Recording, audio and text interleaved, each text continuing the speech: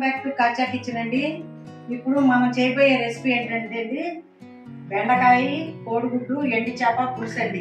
ఇవ్వండి ఎండి చేపలు, ఈ ఉప్పు సముద్రం అండి, పండుగప్పు చేప ముక్కలు అంటారు అవి, పచ్చిమిరపకాయలు 4, టమాటాలు 2, మెంతులు, పసుపు, ఉప్పు, ఉల్లిపాయలు, చింతపండు, బెండకాయ ముక్కలు, కోడిగుడ్లు, బాండిలు పెట్టుకున్నామండి, నూనె వేసుకున్నాము. ఇప్పుడు స్టవ్ ముట్టిద్దామండి. పసుపు వేసి గుడ్లు వేయించుకుందామండి. ముందు బాగుంటాయి గుడ్లు, అలా వేయించుకుంటే పసుపు వేసి గుడ్లు వేయించుకుందాం.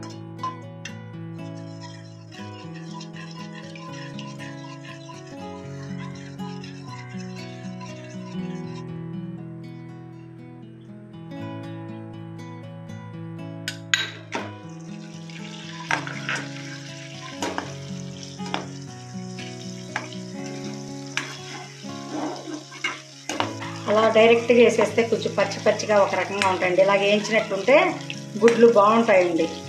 అందువల్ల ఇలాగ వేయించుకోవాలి. కొంచెం కూరలో వేసినా కూడా మెత్తగా ఉన్నట్టుంటాయి. అలాగ డైరెక్ట్గా వేసేసామంటే ఉడకబెట్టి గట్టిగా ఉంటాయి గుడ్లు. పసుపు వేసి వేసుకుంటే పగలకుండా ఉంటాయండి.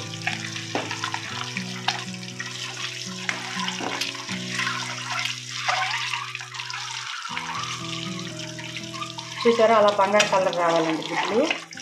ఆ విధంగా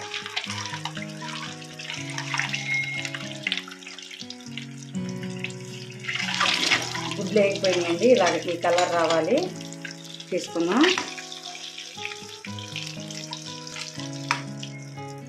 ఇప్పుడు ఎండు చేప ముక్కలు వేయించి తీసుకుందామండి.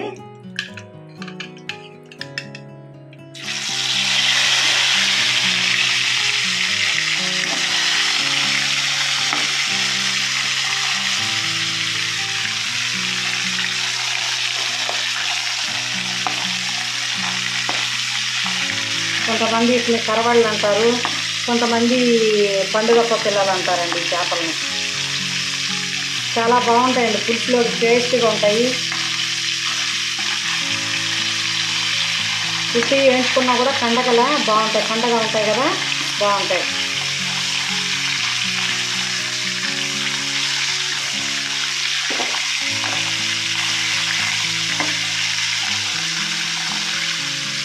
ఇవ్వండి వేగిపోయి ఇవి కూడా తీసేద్దామండి.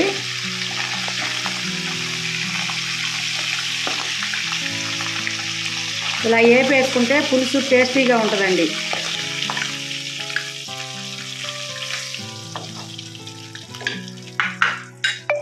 కొంచెం మెంతులు వేసుకుందామండి, పులుసు కమ్మగా ఉంటుంది. మెంతులు వేసుకుందామండి.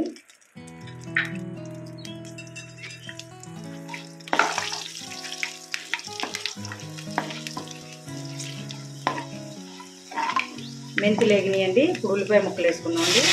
2 ఉల్లిపాయలు కోసుకున్నామండి. ఒక 6 పచ్చిమిరపకాయలు వేసుకున్నామండి.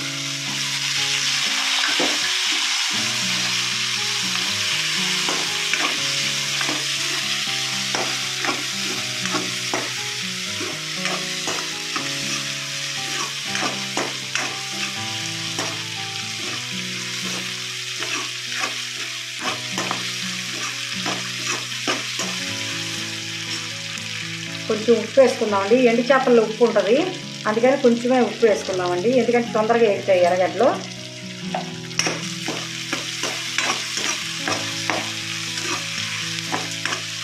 ఇప్పుడు కొంచెం ఉల్లిపాయలు వేగినాయి కదండి, బెండకాయ ముక్కలు కూడా వేసి వేపాలండి.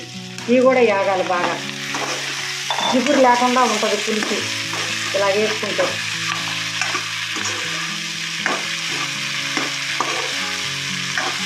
ఆహా ఏమి రుచి, తినగా మైమరిచి అన్నట్టు బెండకాయ ఎండు చేప కోడిగుడ్లు పులుసు చేసి చూడండి, చాలా టేస్టీగా ఉంటుంది.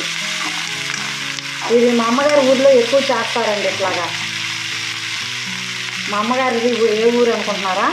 కాకినాడ అండి. మా అమ్మగారిది కాకినాడలో బాగా చేస్తారు ఇట్లాగా. మా అత్తగారిది నెల్లూరు వంటలో చేస్తానండి, కాకినాడ వంటలో చేస్తాను.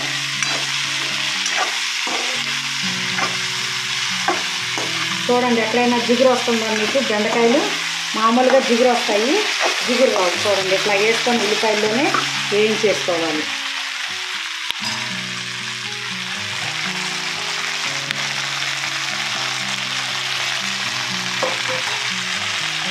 ఇందాక కొంచెం పసుపు వేసాం కదండి, కాలుదది గుడ్డులో. ఇప్పుడు కొంచెం పసుపు వేద్దామండి.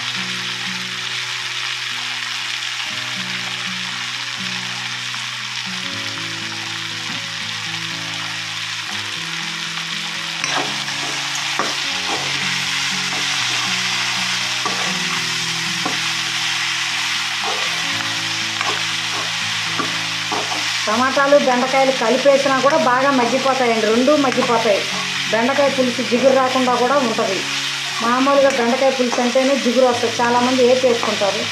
అలా అక్కర్లేదండి, ఈ విధంగా వేసుకుంటే బాగానే ఉంటాయి, జిగురు రాదు. చూడండి, మీకు ఎక్కడైనా జిగురు వచ్చినట్టు అనిపిస్తున్నాయేమో బెండకాయ ముక్కలు.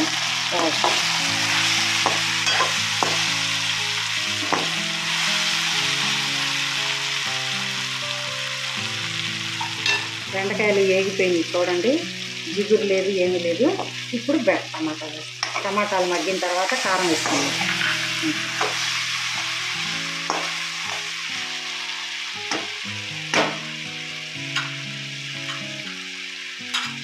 చింతపండు నానబెట్టుకున్నాం కదండి, దీన్ని పులుసు తీసుకున్నాం.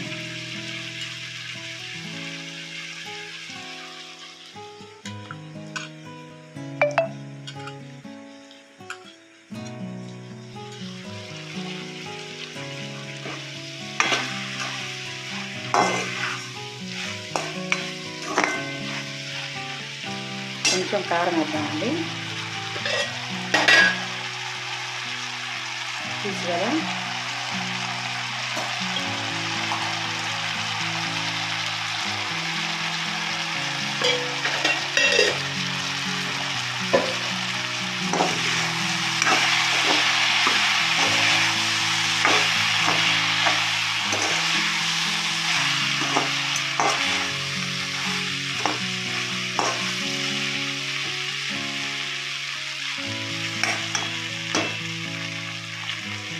ఉప్పు కారం అన్నీ వేసాం కదండి.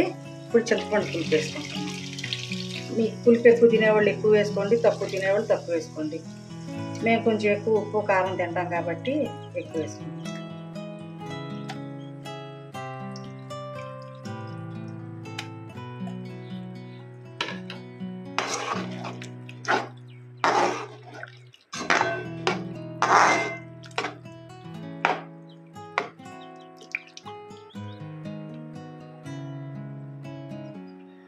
కొంచెం ఉడికాక అప్పుడు చేప ముక్కలు వేద్దాం. ఇదిగోండి, ఒక మూత పెడదాం, ఒక పొంగు పొంగనిచ్చాక తీద్దామండి. అదిగోండి, పులుసు ఎలా ఉడుకుతుందో చూడండి.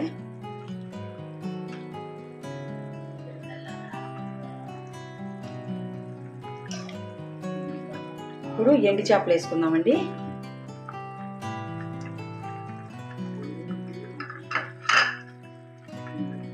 కోడిగుడ్లు కూడా వేసేద్దాం. కోడిగుడ్లు కూడా వేసేద్దామండి. కోడిగుడ్డు, బెండకాయ, ఎండి చేప పులుసు. గుమ్మగుమ్మలాడే బెండకాయ, ఎండి చేప, కోడిగుడ్డు పులుసు అండి. ఇదిగో జిగురు రాలేదు, చూసారా ఎలా ఉందో?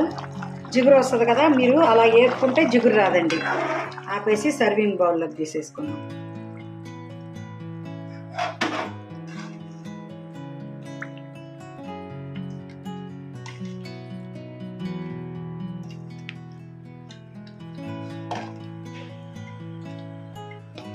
బెండకాయ, ఎండి చేప, కోడిగుడ్లు పులుసు అండి. తయారు చేసే విధానం చూపించాను కదా, చూడండి, ఒకసారి ట్రై చేసి చూడండి. నచ్చినట్లయితే లైక్ చేయండి, షేర్ చేయండి, సబ్స్క్రైబర్ చేసుకోండి. Bye friends.